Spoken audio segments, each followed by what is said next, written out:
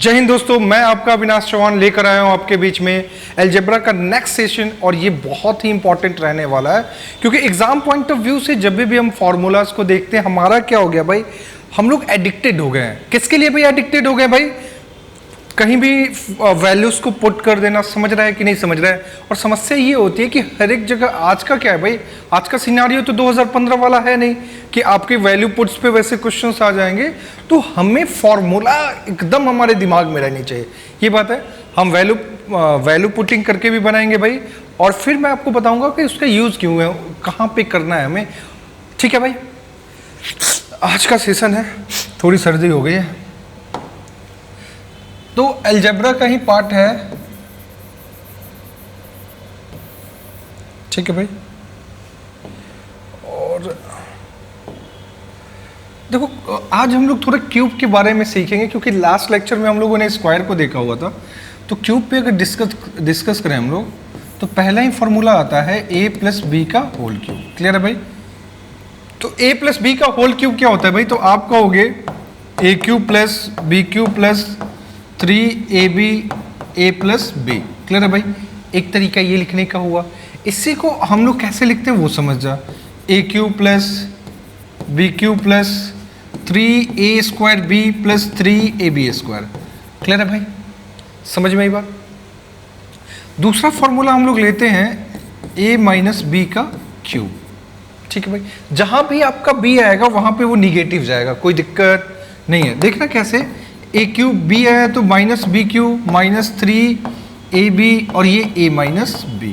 Clear है? अगर हम इसको तोड़ते हैं तो क्या होगा भाई? ये होगा अपने पास में a cube minus b cube. अभी ये इजी चीज़ें, जैसा कि आपको पता है कि पहले मैं कैसे स्टार्टिंग करता हूँ भाई, उसके बेस से, उसके कॉन्सेप्ट से। क्लियर है भाई? जो आज का सेशन रहने वाला है। फिर इसके बाद में मैं बताता हूँ आपको कि कैसे करना है उन सब चीज़ों को। तीसरा फॉर्मूला हम लोग ये फैक्टर फॉर्मूला, और वो किसका लेंगे भाई? a cube plus b cube का। क्लियर है भाई? अब a cube plus b cube क्या हो सकता है? आपको पता है ना कि ये इधर जाएगा। क्लियर है भाई? इसके दो तीन फॉर्मूलाज होते हैं, समझ गए भाई? एक तो आप क्या करोगे भाई, पहले मैं फैक्टर फॉर्मूला पे डिस्कस कर लेता हूँ। क्लियर है भाई? ये फैक्टर फॉर्मूलाज पे देख, तो आप करोगे a प्लस बी, एक बार प्लस में आए तो इधर क्या होगा भाई? निगेटिव होगा। क्लियर है भाई? सही है। दूसरी बात ये निकल के आएगी, अगर मैं कहूं आपसे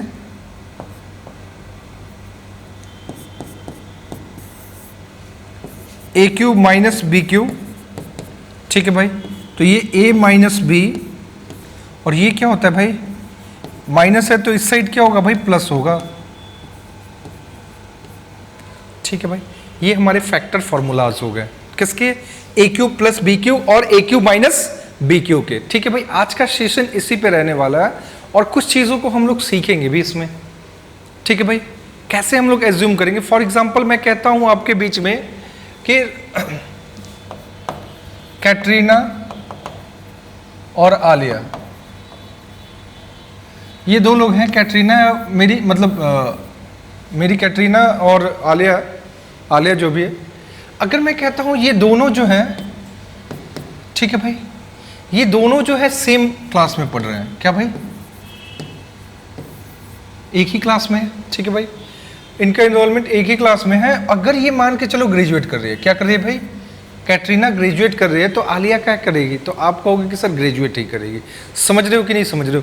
फॉर एग्जाम्पल अगर मैं कहूँ कि यहाँ पे जितनी चीज़ें एक्सपेंड करने वाली आई है, ठीक है भाई, अगर मैं कहता हूँ कि जैसे x प्लस 2 हो जाए, x प्लस 3 हो जाए, x प्लस 5 हो जाए, उसका क्यूब करेंगे, तो कहीं ना कहीं वो a क्यूब का कॉफिशिएंट पूछ सकता है, कोई दिक्कत नहीं। इसका कॉफिशिएंट आ सकता है कि नहीं आ सकता है, वहाँ पे ये a दे दे, d दे दे, तो उसको हमें फाइंड आउट करना होगा। इस सेशन में ये सब चीज़ें सीखते हैं भाई। तो पढ़ा हमने ये सब फॉर्मूला, और एग्जाम में आती है कैसे चीज़ें, उस पर मैं डिस्कस कर लेता हूँ भाई।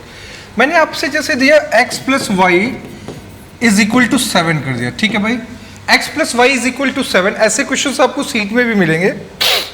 Then find out the value of, तो भाई x cube plus y cube. ठीक है? और फिर ये होगा इसकी वैल्यू आपको फाइंड आउट करनी है। ठीक है भाई? तो मैंने आपके बीच में क्वेश्चन दिया x plus y is equal to 7, then find out the value of x cube plus y cube plus 21 x y. Clear है भाई? तो आपको दिमाग में ये बात आ रही होगी कि भाई एक्चुअल में करना क्या है, यहाँ पे तो एक ही वेरिएबल है ना, आप x फाइंड आउट कर सकते हो ना y फाइंड आउट कर सकते हो, क्योंकि मैंने आपको रेशियो में बताया था कि अगर दो वेरिएबल है तो एक इक्वेशन होना चाहिए, और एक कांस्टेंट भी आ गया है तो दिक्कत तो होगी ही भाई। अब इस दिक्कत को दूर करने के लिए मैं बताता हूं एक्चुअल में ये क्या है भाई। एक्चुअली में ये इसका क्यूब है। कैसे देखना, अगर मैंने ए क्यूब किया plus b cube plus 3ab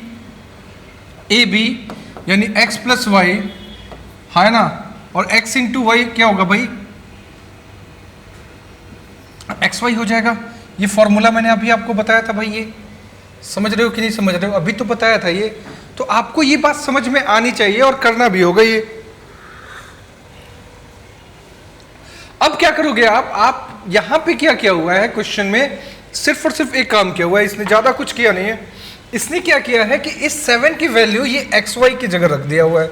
ठीक है भाई, तो ये क्वेश्चन हमारा क्या बन जाता है, x cube plus y cube plus 21 x y. Clear है भाई? तो ये चीजें तुम फॉरगेट कर ही नहीं पाओगे। क्लियर है भाई? तो हम क्या करेंगे, ये क्या है भाई, तो आप कहोगे कि सर x प्लस वाई का क्यूब है, एम आई राइट? और जब इसकी वैल्यू क्या हो भाई, 7 का क्यूब हो तब की बात है।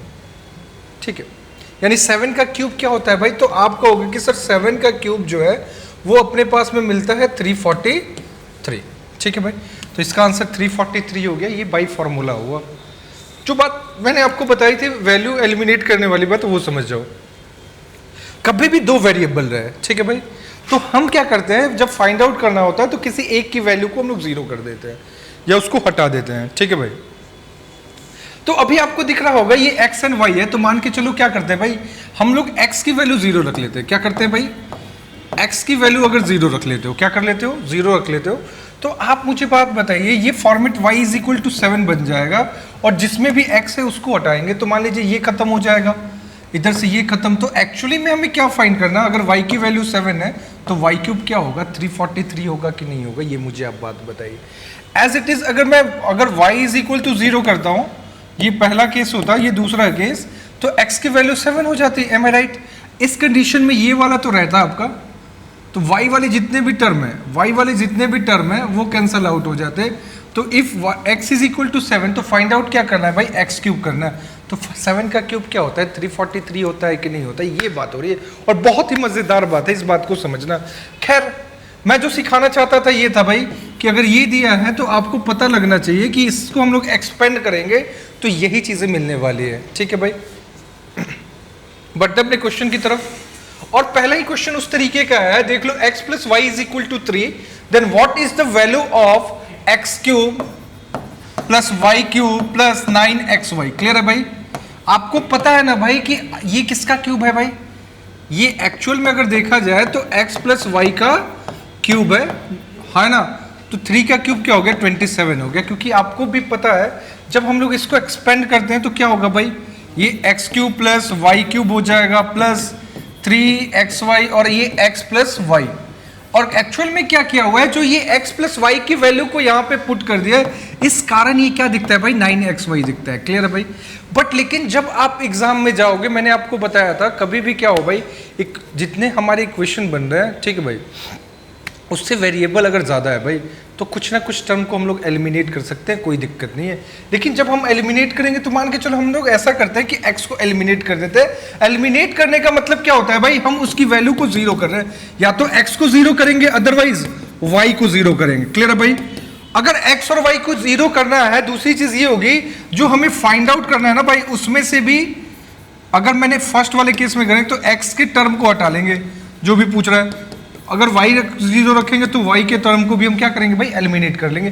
फॉर एग्जाम्पल आप लोग देखते हैं, अगर मैंने यहाँ पे x की वैल्यू 0 कर दी तो x ये खत्म हो जाएगा, ये तो 3 का क्यूब क्या होगा भाई, y क्यूब क्या हो जाएगा, 27 होगा कि नहीं होगा।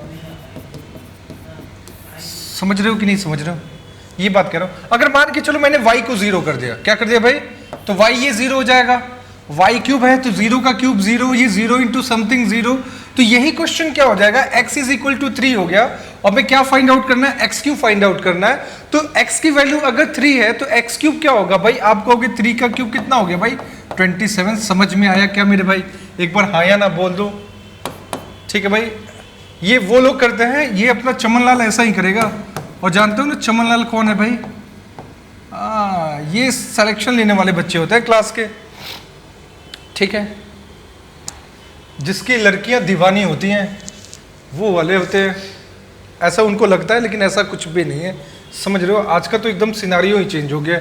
खैर उस पर हम लोग बात करते रहेंगे। दूसरा अपने पास में क्वेश्चन है, कह रहा है if p is equal to 99, if p is equal to 99 then what the value of p into p square plus 3p plus 3 is equal to what. अब समस्या ये है यहाँ पे कि भाई अगर आपने p की वैल्यू रख ली, मान के चलो 99, ये 99 का स्क्वायर प्लस 3 इंटू 99 प्लस 3 अगर किया तो तुम्हारा खेल खत्म।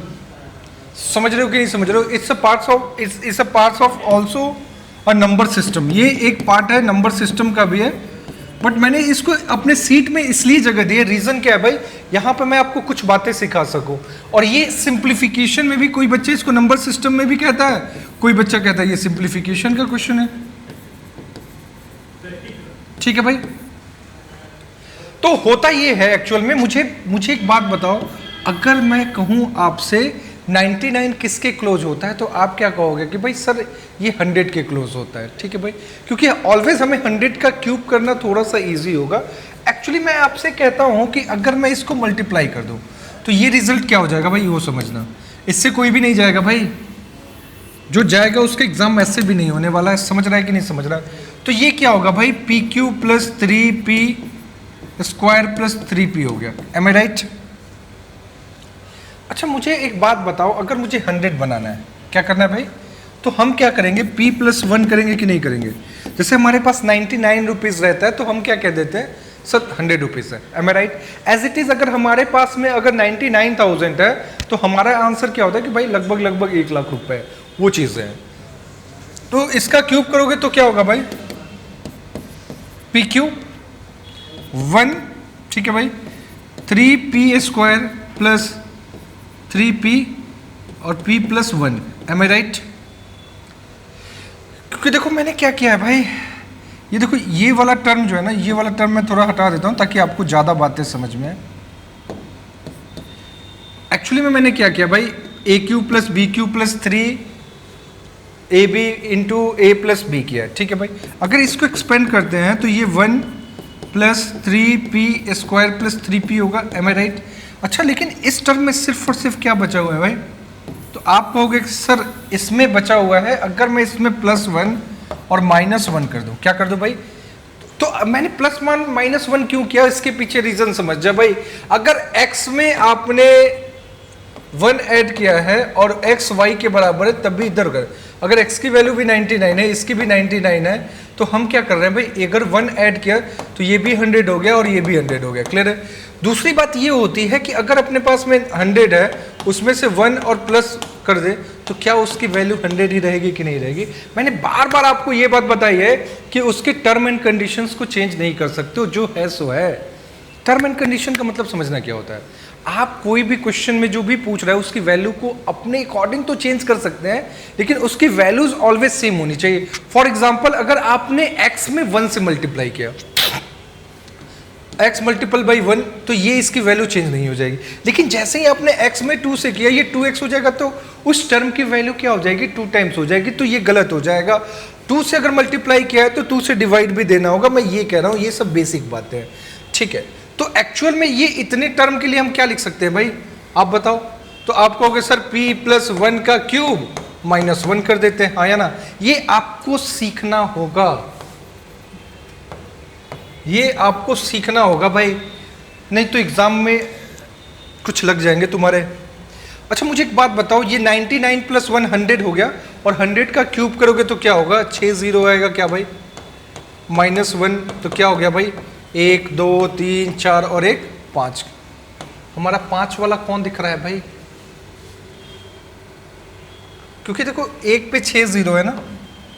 ठीक है, तो हमारा 3 3 6 हो गया।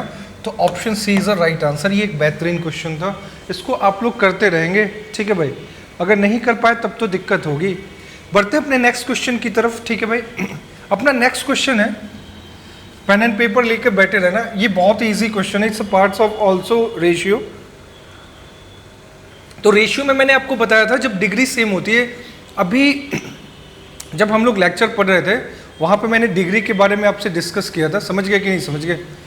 तो कहने का मतलब ये है कि देखो पहले ये समझना, ये डिग्री क्या है भाई, 2 है और इसकी डिग्री 1 है। तो आप कहोगे कि सर इसमें तो वैल्यू पुट ही नहीं की जाती है, तो यहाँ पे एक्स एंड वाई कहाँ पे स्वतंत्र है भाई।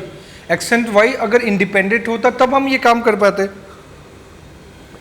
ठीक है। चाय अन्ना भैया बढ़िया बनाया हो। ये एक्स क्यूब है माइनस वाई क्यूब है, ठीक है। कभी कभी भाई अपना क्या करता है, बहुत गंदी चाय बनाते हैं भाई। आज की चाय बहुत बढ़िया है, इसीलिए क्लास लेते लेते मैंने सोचा फिनिश भी कर लेते हैं, ठीक है भाई। चलो, अगर मैं आपसे बात करूं तो आपको पता है कि इसमें अगर करोगे तो क्या होगा, x माइनस वाई, और फिर ये क्या होगा, x square plus x y plus y square is equal to what, ratio x square plus x y plus y square is equal to 5:1। और इससे ये कैंसल आउट हो जाएगा कि नहीं हो जाएगा भाई। तो x माइनस वाई, ठीक है भाई, रेशियो 1 इज इक्वल टू 5:1 हो जाएगा। क्लियर है भाई। दूसरी बात, मुझे एक बात बताइए, तो एक्स वाई किसको रिप्रेजेंट करेगा, 5 को करेगा कि नहीं करेगा, आया ना। तो ये बच्चे काम करना आपको सीखना होगा कि एक्चुअल में क्या दिया हुआ है और कौन सी चीज़ें एलिमिनेट होगी। मैं ये सिखाना चाहता हूँ। अभी तो ये क्वेश्चन कर नहीं कहा रहा है, मैंने तो आपको सिखाया है कि ये कैसे एक्सपेंड कर रहा है, क्योंकि ये वाला टर्म होगा तो दोनों में कैंसल आउट हो जाएगा, ठीक है भाई, कोई दिक्कत नहीं है। यानी यहाँ से x माइनस वाई की वैल्यू क्या आ जाएगी, 5। ये आपको डायरेक्ट करना होगा, ये वाली लाइन आपको स्किप करनी होगी। समझ गए कि नहीं समझ गए, ये आपको अपने दिमाग में सीखना होगा। अच्छा, दूसरा स्टेटमेंट क्या है भाई, ये है, तो अगर मैं देखता हूँ x square minus y square, तो ये x प्लस वाई और ये x माइनस वाई होता है क्या भाई, ratio x minus y is equal to क्या है भाई, 7:1 है। x माइनस वाई से x minus y cancel out हो जाएगा क्या भाई। तो आपको ये पता है कि जो भी कॉमन टर्म है उसको खुद से एलिमिनेट करने आना चाहिए। तो दूसरा इक्वेशन क्या बनता है भाई, x plus y is equal to 7। Am I right. अच्छा, हमें किसकी वैल्यू फाइंड आउट करनी, x और y दोनों की, कोई दिक्कत नहीं। y से y कैंसल आउट, तो 2x की वैल्यू क्या हो गई भाई, 12 हो गई। तो x की वैल्यू अगर 6 हो गई तो x प्लस वाई 7 है, तो y की वैल्यू क्या हो जाएगी, 1 हो जाएगी, जब x की वैल्यू क्या है भाई, 6 है। चलो वैल्यू को पुट करना है। हमारे क्वेश्चन में क्या दिया हुआ है भाई, we have find out the value of 2x ratio 3y। अगर x की वैल्यू क्या है भाई, 6 है, तो 6 2 क्या हुआ, 12 रेशियो 3, दैट मीन्स ये 4:1 इज अ राइट आंसर। और जैसा कि हम देख पा रहे हैं ऑप्शन सी हमारा क्या है भाई, 4:1 है। समझ में आई बात। बढ़ते अपने नेक्स्ट क्वेश्चन की तरफ, ठीक है भाई।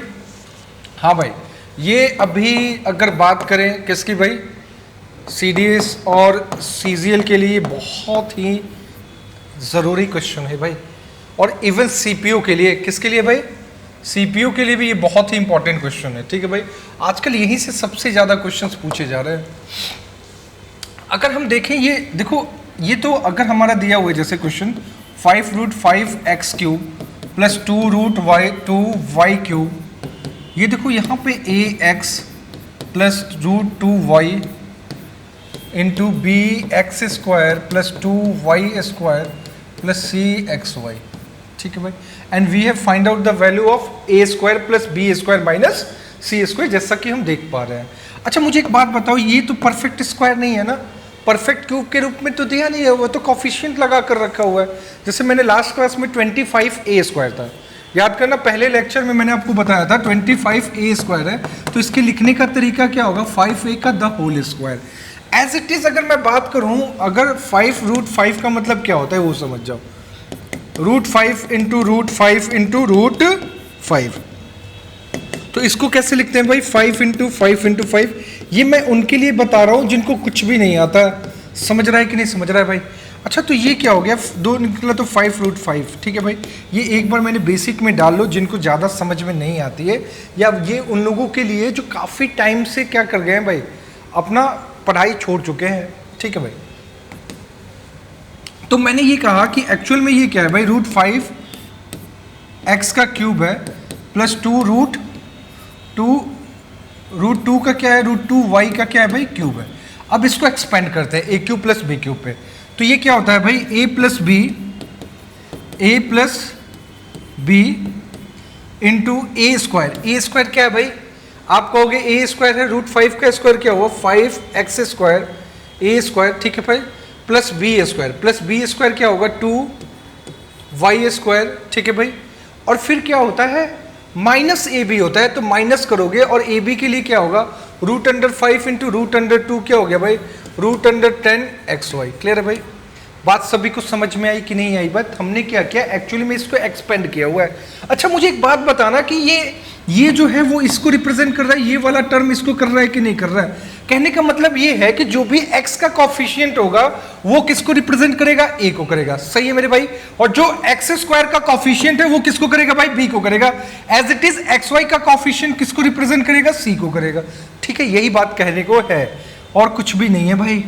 क्या बताया जाए? अच्छा x का कॉफिशिएंट क्या है भाई, a है अकॉर्डिंग टू द क्वेश्चन इसके अनुसार, और यहाँ पे उसकी वैल्यू क्या दिख रही है, √5, तो √5 लिख देने का।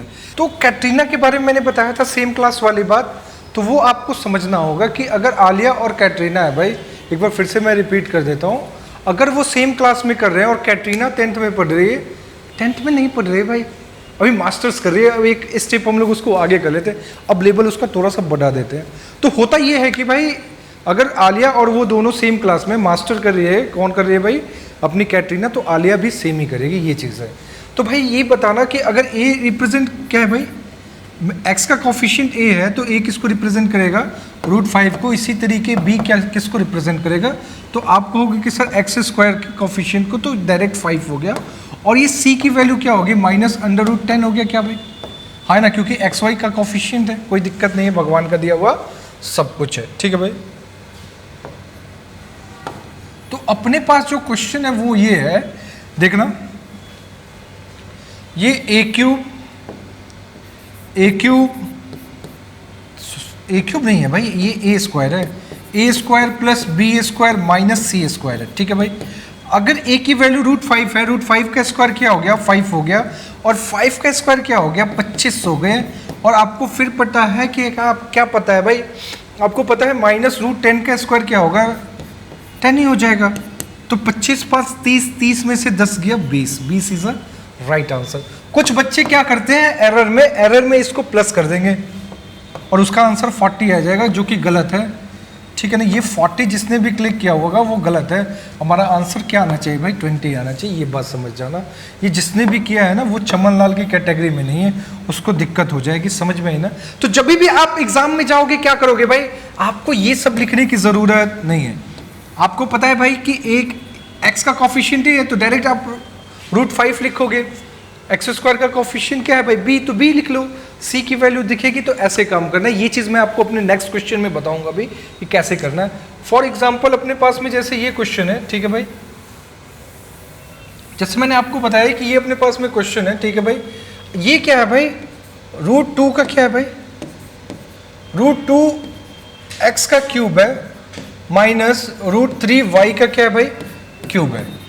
और ये अपने पास में जो वैल्यू गिवन है वो क्या है भाई, √2x माइनस √3y, क्लियर है भाई, into ax square plus by square plus cxy है। क्लियर है भाई?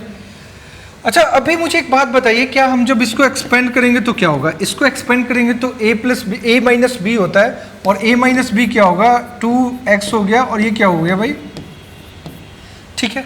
इसके बाद हम लोग क्या करते हैं, a square plus b square, चूंकि माइनस में है तो साइन हमारा क्या हो जाएगा, पॉजिटिव हो जाएगा, तो वहां पे क्या होगा भाई, a b आएगा। ठीक है भाई, तो a b आएगा तो कर लो भाई, a स्क्वायर क्या हुआ, ये 2x स्क्वायर हो गया, प्लस क्या हो गया भाई, √3y स्क्वायर करोगे तो क्या होगा, आप कहोगे कि सर 3y² होगा, ठीक है। अब 3 दूनी का 6, तो क्या हो गया भाई √6xy हो गया, ठीक है। कोई दिक्कत नहीं है क्योंकि भगवान का दिया हुआ सब कुछ है। अब सीधा हम करेंगे ना, x² का कोफिशिएंट a है, y² का कोफिशिएंट b है, और क्या है भाई xy का कोफिशिएंट c है।